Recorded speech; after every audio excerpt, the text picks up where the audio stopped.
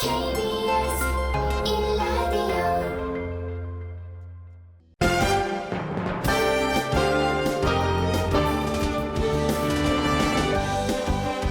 KBS 1라디오 신성원의 오늘 세계는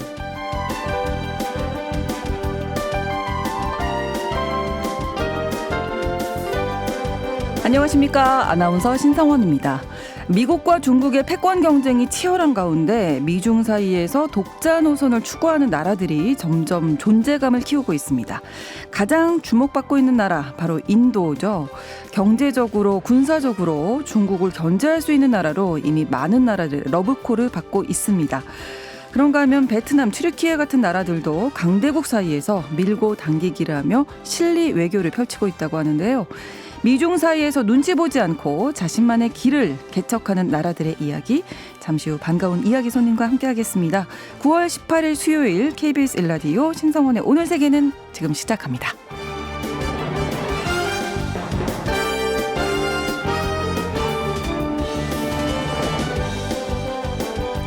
신성원의 오늘 세계는에서 이분과는 2주에 한 번만 좀 만나게 돼서 아쉬움이 컸었는데요. 추석을 맞아서 1시간 동안 함께하는 시간 마련했습니다.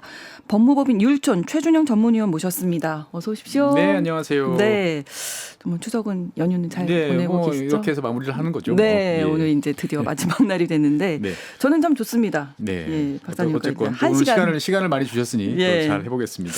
어떤 나라 이야기가 나올지. 뭐 앞에서 다 말씀하셨잖아요. 네. 예, 오늘은 이제 네. 평소 하던 에너지 이야기에서 좀 벗어나가지고 네. 다양한 이야기 좀 해보는 시간으로 생각을 하고 있고요. 네. 그래서 뭐 인도, 세계에서 가장 인구가 많은 나라 이야기를 좀 해보려고 합니다. 인구가 많은 나라면 저는 중국이라고 그렇죠. 예, 예. 생각했었는데 이게 인도군요. 이제 작년 뭐 정도까지는 다들 네. 이제 중국이 1등 이렇게 말씀하시면 팩트였는데 이제는 인도가 1등 이렇게 보시면 그렇군요. 되겠습니다. 2023년 5월 기준으로 인도가 한 14억 3천만 명, 그다음에 중국이 14억 2,750만 명 정도로 이제 추계를 하다 보니까 네. 이제 누가 세계에서 인구가 제일 많은 나라 그러면 중국이 아니고 인도로. 인도 이렇게 대답을 하셔야 됩니다. 네. 예. 인도 하면 뭐 여러 가지 뭐 발리우드 뭐 이런 것도 떠오르고 네, 여러 요가도 가지 떠오르고. 예, 네. 이미지들이 있는데요. 그러니까 뭐 보통 인도는 이제 천의 얼굴을 가진 나라다 뭐 이렇게 이야기를 하죠. 네. 그러니까 오죽하면 인도 정부가 광고 문구가 이제 인크레더블 인디아 아니겠습니까 보면은. 그렇군요. 그러니까 이제 인도 같은 나라를 또 한없 부정적으로 보기 시작하면 또 한없이 부정적으로 보이고 네. 또 긍정적으로 보이면 또 엄청난 기회의 땅으로 보이는 또 그런 국가가 인도다라고 예. 말씀드리겠습니다. 최근 저희가 이제 세계 뉴스 전하면서도 네. 인도 이야기를 꽤 많이 했거든요. 그렇죠. 그러니까 중국하고 미국이 이렇게 티격태격 이제 하는 사이에서 인도가 점점 올라가고 있는 모양새가 요즘에 이제 형세라고 볼 수 있겠죠. 네. 그러니까 이제 미국 입장에서 봤을 때는 중국을 단독으로 견제하기가 참 이제 버거운 상황이다 보니까 그렇죠. 이제 인도 태평양 전략 이런 것들을 내세우면서 일단 중국이 바다 쪽으로 나오는 것을 막겠다. 그럼 그 바다에는 태평양도 있고 인도양도 있고, 예. 근데 사실 이제 인도와 중국의 관계를 보면 옛날 1950년대 한번 전쟁을 치르기도 했고요. 네. 그다음에 이제 가끔 그 뉴스가 전해지기도 합니다만 지금도 이제 국경 분쟁, 그렇죠. 주로 이제 몽둥이 뭐 네. 이런 걸 가지고 이제 전쟁을 하죠.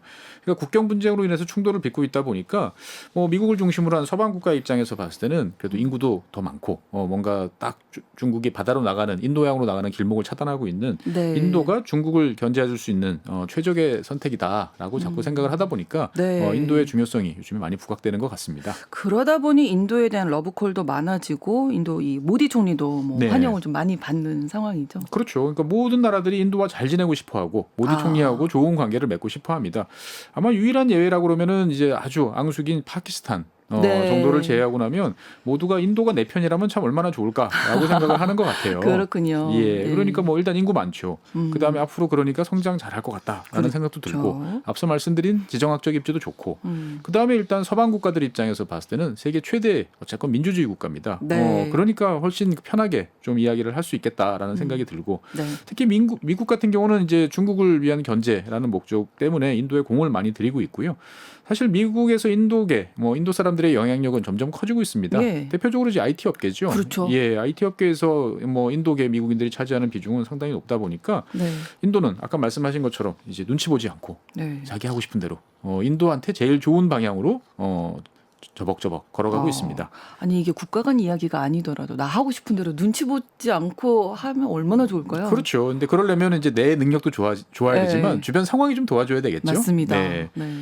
그러니까 이제 인도 같은 경우는 이제 대표적으로 이제 우크라이나 전쟁 때문에 많은 뭐 G7 뭐 이런 국가들이 러시아산 원유에 대해서 여러 가지 페널티를 물리고 있죠. 네. 뭐 가격을 얼마 이상으로 사지 마라라든지, 그렇죠. 예, 네. 뭐 물량을 너무 많이 하지 마라. 근데 인도 같은 경우는 그런 제재 전혀 무시하고, 네. 러시아 원유가 싸네, 국제 시세보다 한 $20씩 싸네. 아, 그러면은 이제 원유를 대량으로 도입을 해가지고, 뭐 배 배럴당 한 $80 시절에 한 $60 정도로 들여오니까 엄청난 이득을 이제 보고 있는 거죠. 그러네요. 예. 그런데 여기에 대해서 뭐 미국이라든지 뭐 다른 나라들이 선뜻 대놓고 말을 못 해요. 물론 이제 최근에는 이제 미국이 좀 눈치를 줬습니다. 네.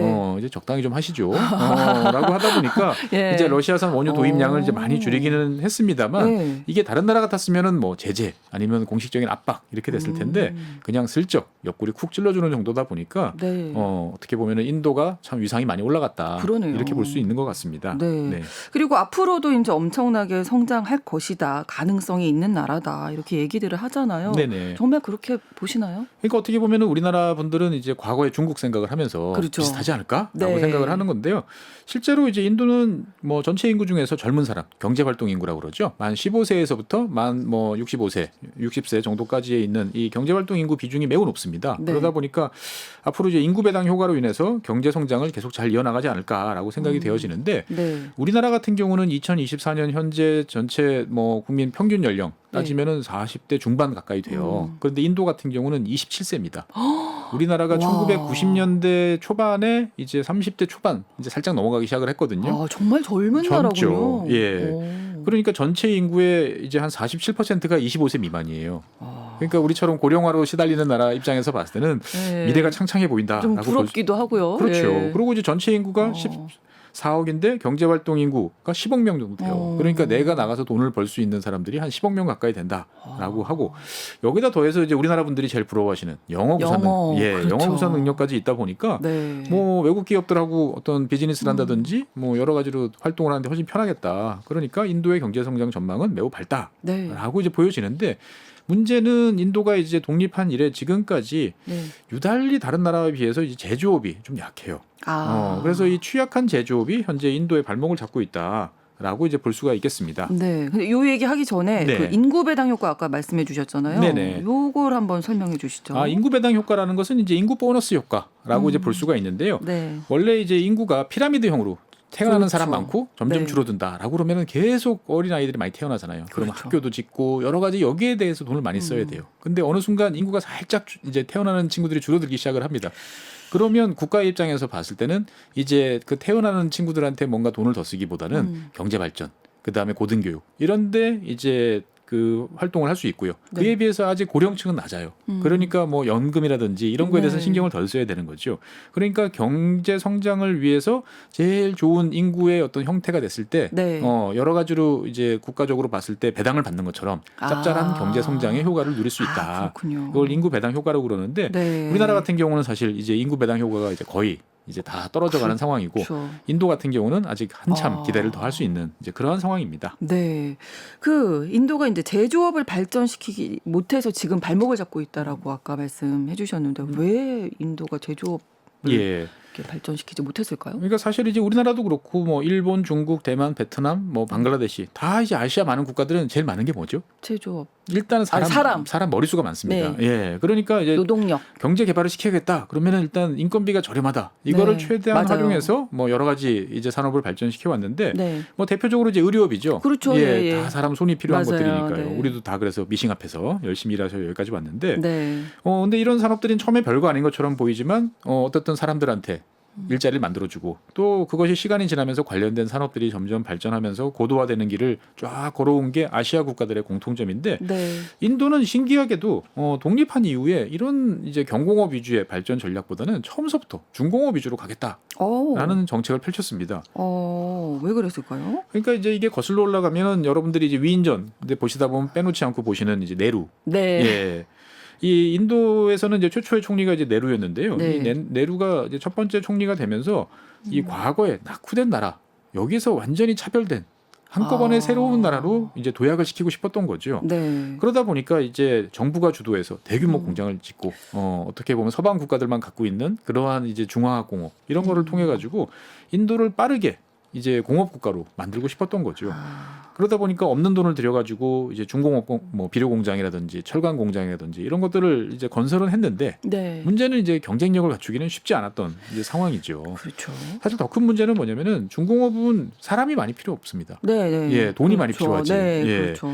그러다 보니까 이제 사실 인도 입장에서 봤을 때는 맞지 않았던 이제 그런 산업이라는 거죠. 그러니까 어떻게 보면 인도라는 나라는 경제 발전 초기에 많은 일자리를 만들 수 있는 그러한 쪽으로 갔었어야 되는데 그러니까 인구도 많은데. 그러니까 그 사람들한테 일자리를 주고 그 사람들한테 뭔가 매일매일 나와서 일할 수 있는 네. 일자리 그런 걸 통해서 전체적인 산업이 발전하고 나라가 발전할 수 있는 길을 채택해야 되는데 좀 묘한 생각으로 경공업을 무시하고 탁 뛰어넘어서 중화공업 이렇게 나갔는데 이게 네. 이제 큰 패착으로 이제 드러난 거죠. 내루 총리가 이제 정책 실패다 이렇게 볼 수 있을까요? 그러면? 그렇습니다. 이제 독립에 있어서는 큰 기여를 한 네. 훌륭한 인물이기도 하지만 네. 어떻게 보면은 경제적으로 봤을 때는 좀 실책을 저질렀다라고 볼 수가 있는 거죠. 근데 사실 뭐 인도만 잘못했냐? 또 그런 건 아니에요. 그러니까 1950년대 많은 국가들이 이제 식민지에서 독립을 이제 했는데 네. 이런 나라들이 비슷한 길을 걸었어요. 그러니까 왜냐하면은 다들 농업 국가였거든요. 그렇죠. 예. 그런데 이제 식민지 시절에서는 농산물을 본국에 식민지 본국에다가 저렴하게 수출하고 공산품을 비싸게 사왔단 말이죠. 근데 독립을 했어요. 그러니까 그러면은 야 이제 우리가 굳이 식민 모국에서 비싼 돈 주고 공산품을 사올 필요가 없잖아. 네, 네. 그러면은 우리가 필요한 공산품, 뭐 라디오라든지 뭐 오토바이라든지 이런 걸 우리가 스스로 만들면 되잖아.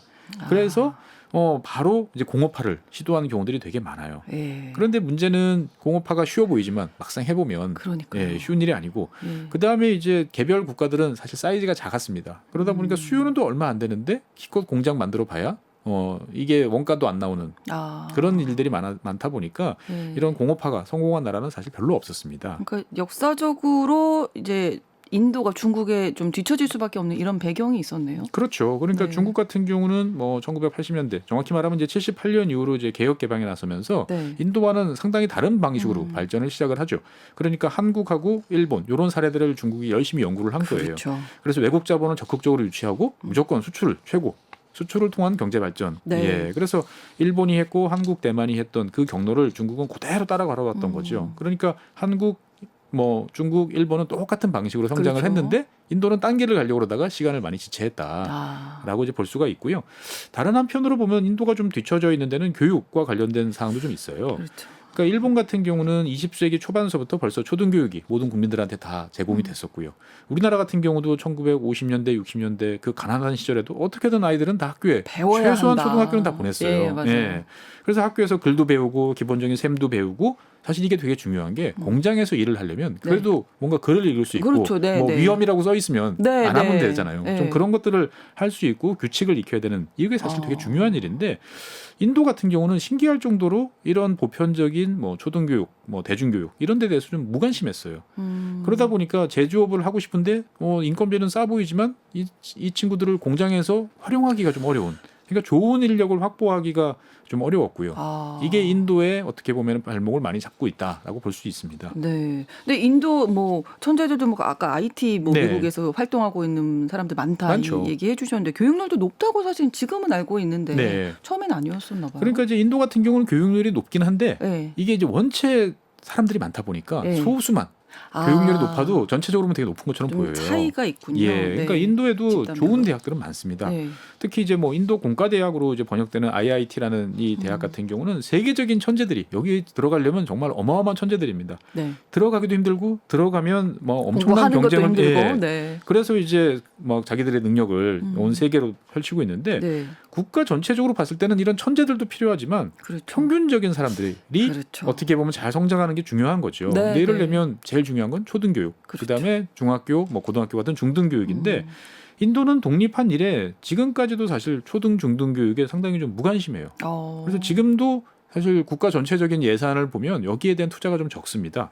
그리고 이제 우리로서는 이해할 수 없는 일이 종종 벌어지는데 이를테면 선생님이 네. 학교의 서류상으로는 60반이 있으니까 60명의 선생님이 있어야 되잖아요. 네. 그런데 실제로는 월급만 받고 출근 안 하는 선생님들이 많아요. 오, 이게 가능할까요? 부모님들이 가만히 안 있으실걸요. 네, 있을 수 없는 일이잖아요. 그렇죠. 근데 네. 인도는 이게 가능해서 문제예요. 그래요? 예, 그러니까 학생들 입장에서 봤을 때는 기껏 학교에 가는 갔는데 선생님이 없어요. 가르치시는 분이 안 계시면 내가, 예, 네, 그러니까 여기 왜 왔지? 엄마들이 이제 너 학교에서 뭐 배웠냐? 그래서 아무것도 못 배웠어요. 아. 야, 그러면 너 집에서 농사나 져라. 라는 이야기가 당연히 나오지 않겠습니까? 그렇죠. 그러니까 학생들도 뭐 학교 가봐야 배우는 게 없으니까 중간에 그냥 중퇴하는 경우도 많고. 예. 그러니까 제대로 된 인력이 부족하니까 또 산업은 발전할 수 없고.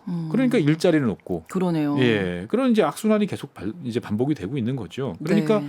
어떻게 보면 인도 입장에서 봤을 때는 늦었지만 지금 가장 필요한 것은 이제 많은 일자리를 만들어낼 수 있는 제조업을 어떻게 육성할 것이냐. 네. 이것이 이제 가장 중요하다라고 그러네요. 말씀드리겠습니다. 네. 좀 노력을 하고 있나요, 지금? 그런 부분에 대해서? 그렇죠. 2000년대 이후부터는 이제 많은 노력을 이제 기울이고 있고요. 네. 그러니까 이제 사실은 1991년, 그러니까 벌써 한 30년 전이죠. 이때만 해도 인도에서는 어떤 기업이 나 저 분야에 새롭게 좀 진출하고 싶어. 아니면 내가 원래 하고 있던 공장의 용량을 좀 늘리고 싶어. 네. 이러면은 일일이 관청에 찾아가 가지고 다 허락을 받았고 도장을 받아야 돼요. 그러니까 내 마음대로 할 수 있는 게 별로 없었어요. 그렇네요. 그런데 이제 90년대 중반서부터 이걸 폐지하면서 기업들이 자유롭게 이제 활동할 수 있도록 이제 해줬죠.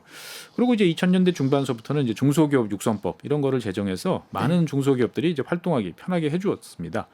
그런데 이제 이렇게 노력을 했음에도 불구하고 네. 정작 이 인도 전체 GDP에서 제조업이 차지하는 비중은 오히려 줄어들고 있어요.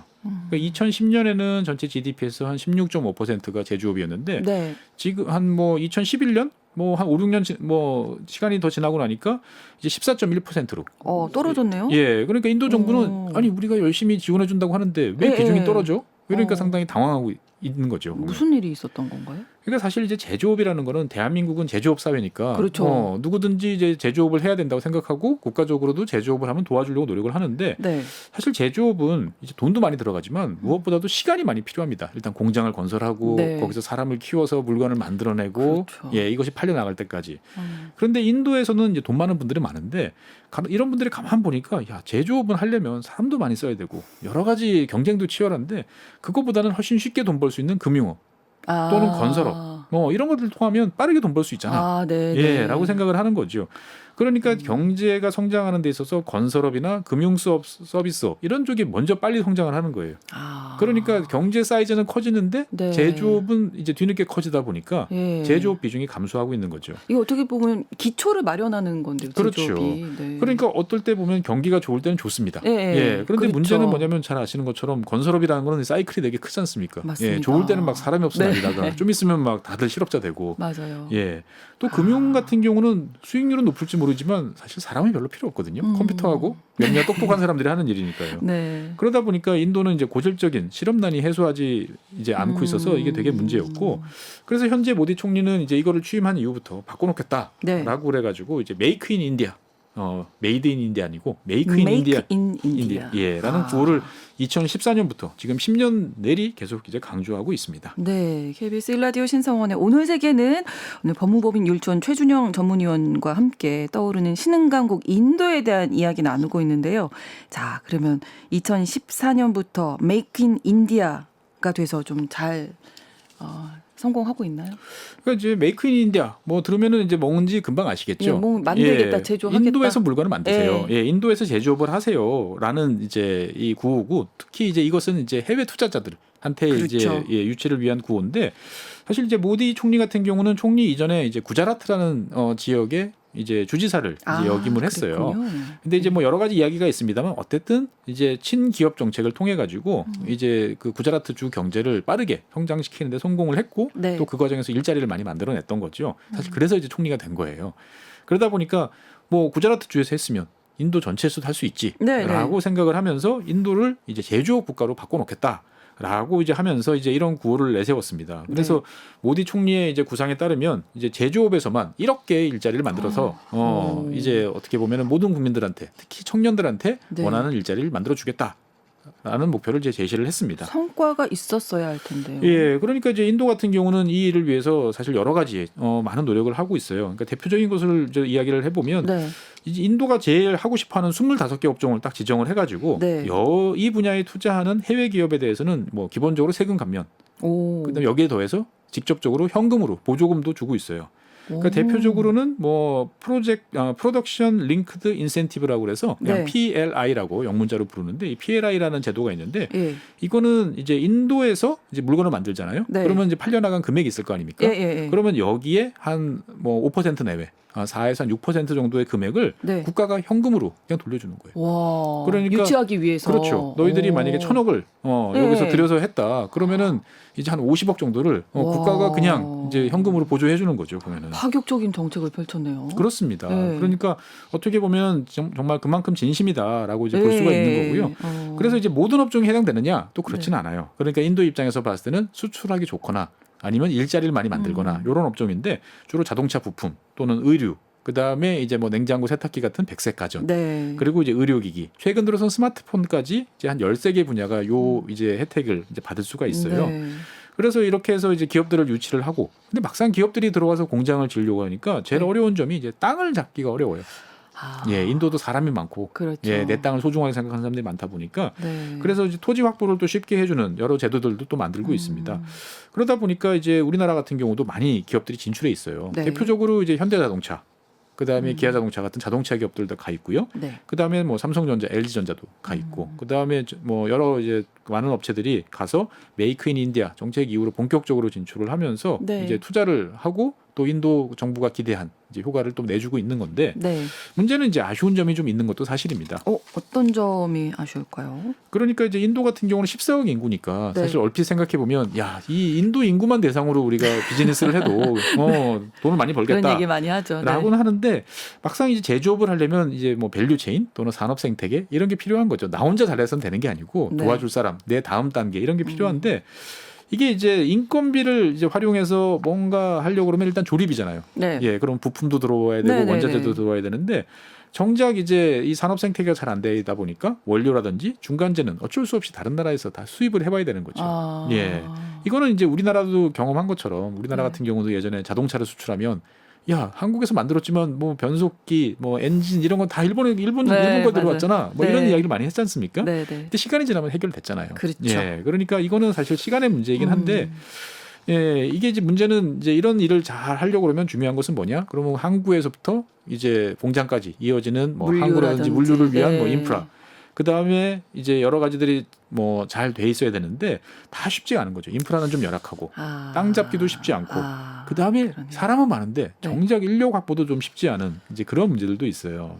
예. 그냥 사람만 많았다. 예. 그러다 이런 보니까 이제 생각이. 해외에서 이렇게 수출을 위해서 내가 들여오는 물건들이 있으면 사실은 여기에 대해서 관세를 부과하면 안 되잖아요. 그렇죠. 어차피 우리나라 사람들 일자리 만들어주고 네. 해외에 팔리면 더 좋은 일이니까 네, 네. 너 요거 들여와서 조립해가지고 해외로 나갈 거지. 그러면 뭐 관세를 면제해주든지 나중에 돌려준다든지 그렇죠. 해야 네, 되는데 네. 꼬박꼬박 다 관세를 관세는 다 물려요. 받고. 예. 그러다 보니까 이제 인도 정부도 이런 문제를 알고 있고 이제 고치려고 노력은 하는데 네. 인도가 이제 원체 거대한 나라이기도 그렇죠. 하고요. 또 다른 한편으로 보면 되게 그 제도 문서의 나라예요. 아, 예, 네. 그래서 이거를 하나 고치려고 그러면 또 시간이 네. 어쩔 수 없이 걸리는 또 그러한 점도 좀 있기는 합니다. 하루아침에 바뀌지는 않을 것 같지만 시간이 필요하다 네. 이렇게 생각이 되는데 최근 보도를 보니까 인도 정부가 뭐 반도체라든지 스마트폰 같은 첨단 산업 관련 분야의 발전, 네. 뭐 투자 유치를 위해서 노력을 하고 있다. 이런 그렇죠. 내용이 그러니까 이제 있더라고요. 인도 같은 경우는 우리 입장에서 봤을 때는 인건비가 싸니까 우리 옛날처럼 이제 의류, 네. 뭐 가발, 뭐 이런 이제 경공업에 집중하면 좋겠다라고 네. 생각하지만 인도 정부는 지금 마음이 급합니다. 중국이 이만큼 앞서갔으니까 네, 지금 빨리 이거를 빨리 따라잡아야 따라잡아야 돼요. 돼요. 네. 그러니까 한 가지 해서 그 다음 단계 이렇게 가는 게 아니고 동시다발적으로 쫙 가려고 노력을 하는데 네. 마침 좋은 기회가 주어진 게 중국이 이제 반도체 막 성장을 하다가 이게 이제 미국을 중심으로 한 국가들이 견제해 놨었잖아요. 그렇죠. 그러니까 이 기회를 잡아가지고 한 번에 우리 또 첨단 제조업으로 나가자, 반도체 산업 이런 쪽으로 나가자라고 하는 거죠. 네. 그러니까 인도 입장에서 봤을 때는 우리는 민주주의 국가니까 중국처럼 권위주의 국가가 아니잖아. 그러니까 너희들은 우리한테 믿고 기술도 주고 투자도 해도 괜찮아. 네. 그러니까 자기 스스로를 민주적 대한 기술 허브 뭐 이런 식으로 좀 어려운 표현을 씁니다. 예. 그러니까 중국에 하지 말고 우리 네, 인도에 우리에게 투자를 해라. 해주세요. 예. 예. 이게 사실은 어떻게 보면 될까? 라고 좀 엉뚱한 생각 아니야 생각이 들지만 네. 인도에 1년에 필요한 반도체만 해도 한 300억 달러 수준 됩니다. 그렇군요. 예. 그러니까 이게 점점 인도 제조업이 발달하고 여러 가지 산업들이 들어오면 한 10년쯤 지나면 네. 인도 내에서 필요한 반도체만 해도 한 3,500억 달러 정도 돼요. 그러니까 인도가 자체적으로 반도체 산업 그러니까요. 해볼 만하다. 자체 수요만으로도 네. 지금 뭐 투자 유치 가능할 것이다 이렇게 보는 거네요. 그러면. 그렇죠. 그러니까 인도에 있는 이제 뭐 저렴한 인건비를 이용해서 만들고 있는 뭐 가전제품, 네. 뭐 컴퓨터, 뭐 스마트폰 이런 거에 들어가는 반도체만 해도 어마어마한 거죠. 그러니까 인도 정부가 자 우리 반도체 합시다라고 하니까 이제 인도에도 큰 재벌들이 많습니다. 네. 이런 재벌들. 그렇죠. 그 다음에 이게 우리나라에선 잘 알려지지 않지만 전 세계적으로 뭔가 분위기가 바뀔 때 가장 빠르게 들어가는 기업들이 있어요. 어느 나라 기업들이냐면 주로 이제 이스라엘, 싱가포르, 네. 그 다음에 UAE, 아랍에미레이트. 네. 예, 여기 있는 기업들은 이런 방향을 또 기가 막히게 읽고 그렇군요. 먼저 들어가서 어. 최대한 많은 인센티브를 이제 확보하는데 능한 기업들인데 네. 이런 나라의 기업들이 이제 인도 반도체 분야에 이제 투자를 하고 있습니다. 네. 우리 청취자 여러분들께서 잘 아실 만한 기업 같으면 이제 폭스콘, 네. 예, 대만의 폭스콘. 예. 그렇군요. 이 폭스콘 같은 회사는 이제 지금 인도에서 네. 아이폰을 만들고 있습니다. 예. 근데 이제 반도체까지 영향을 넓히려고 하는 거죠. 네. 그래서 인도 정부는 자 반도체 산업에 투자하시면 기존 다른 제도 말고 또 별도로 한 100억 달러 정도의 보조금, 인센티브 드릴 테니까 투자해 주세요라고 지금 이야기를 하고 있는 거죠. 네, 오늘 떠오르는 신흥 강국 인도에 대한 이야기 자세히 나누고 있는데요. 잠시 후 2부에서 계속 이어가고 또 다른 나라 이야기도 들어보도록 하겠습니다. 추석을 맞아서 특별하게 준비한 시간 최준영 박사님과 함께하고 있고요. 2부 기대해 주시기 바랍니다. 11시 30분부터 일부 지역에서 해당 지역 방송 보내드립니다.